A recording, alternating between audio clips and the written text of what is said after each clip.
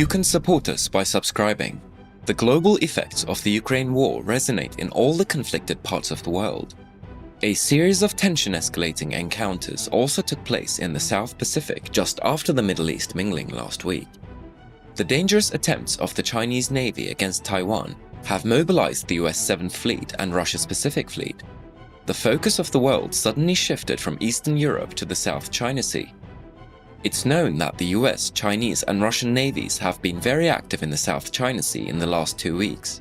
The joint exercises of the US 7th Fleet with the Philippines, while China and Russia mobilized their navies. In this video, we will talk about the exercises of the US Navy in the South China Sea.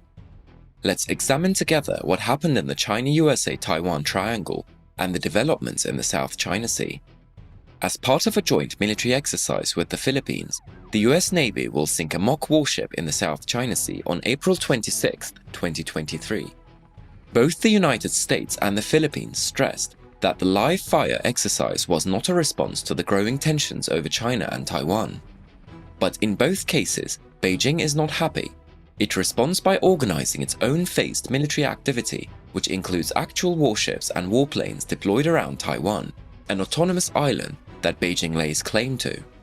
The tit-for-tat war games underscore a reality that US presidents increasingly have to contend with as the 21st century progresses.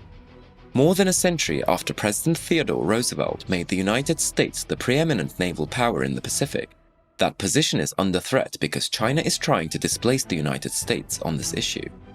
The growing rivalry between the US and China over Pacific dominance is believed to have the potential to determine geopolitics in the Indo-Pacific region for the next half-century. Currently, ongoing maritime disputes pit China against several Asian countries. For example, China regularly challenges the maritime rights of Vietnam, the Philippines and Malaysia in the South China Sea, and Japan in the East China Sea. But these waters are also of great strategic importance for the United States. This is where China is flexing its growing military might against US allies and partners, especially Taiwan, which the US is committed to defending. There are many views that if a war were to break out between China and the United States, the South China Sea would most likely be a major theater, with the spark being China's aggression against Taiwan. So where will the conflict in the South China Sea lead? For centuries, dozens of islands, shallows, reefs, shores and cliffs in the South China Sea have been seen as little more than a hazard to shipping. But with the discovery of massive oil and gas reserves and multi-billion-dollar fisheries in the 1970s, the previously largely ignored sea has received significant attention from countries where the coastline meets it. This has led to a resurgence of conflicting ownership claims over the sea. China currently claims legal rights over much of the South China Sea that extend far beyond the limits set by the 1982 UN Convention on the Law of the Sea. This claim by China, represented by 9 lines on maps, coincides with the legally recognized maritime and land rights of the Philippines, Vietnam, Malaysia, Brunei, and Indonesia. Over the past decade, China has engaged in low-level coercive activities called gray zone tactics, such as the small-scale Chinese Coast Guard deployment in disputed waters and the deployment of Chinese military-trained civilians aboard fishing vessels. The aim is to harass others and assert Chinese maritime rights outside of legal Chinese waters recognized under the UN Convention on the Law of the Sea. Since 2013, China has built artificial islands, several reefs and runways in the shallows, military bases with radar technology, and missile launch capabilities. In 2016, a UNCLOS Annex 7 arbitration panel ruled that China's 9-line claims were illegal and denied China's rights to maritime properties in the Philippines' legal waters.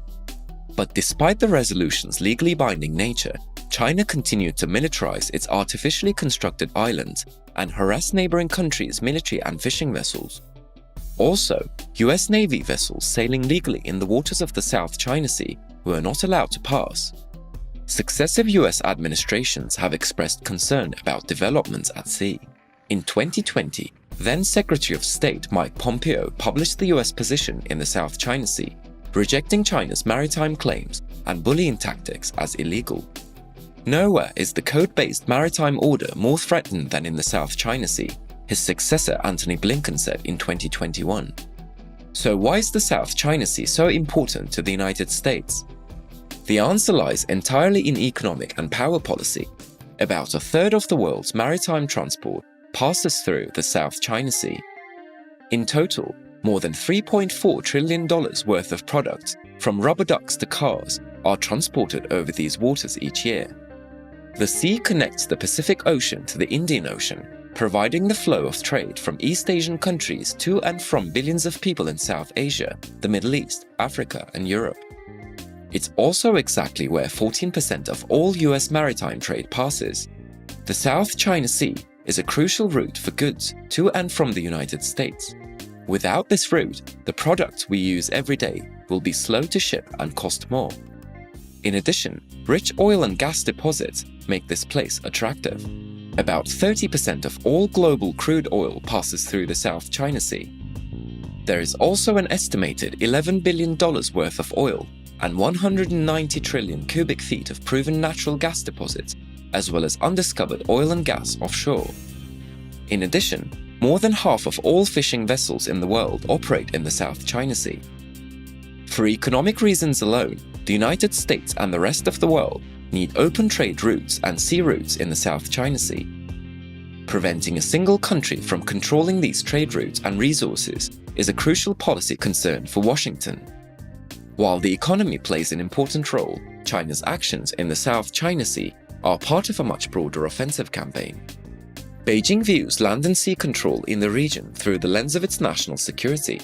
It seeks to reflect its power in the region and to defend mainland China. Ultimately, as acknowledged by the US government, China wants to overthrow the status quo by replacing the US as the superpower. This power struggle takes shape in the South China Sea, with regular clashes between US Navy ships and China's naval militia and navy. Artificial islands in the South China Sea provide China with military capabilities far beyond the mainland alone. These outposts can be used, for example, to counter and fight the US and its allies in the Taiwan War. While the US does not have a right of its own in the South China Sea conflict, the waters there also remain a key priority for Washington's national security interests. This is why the US and its allies conduct free-roam missions in the South China Sea and participate in naval exercises like the one with the Philippines a few weeks ago. As China plays the game by different rules in the region, the risk of naval conflict between the two countries' navies is quite high. Please do not forget to subscribe to our channel and turn on notifications in order to be informed about new videos. Thank you for watching us.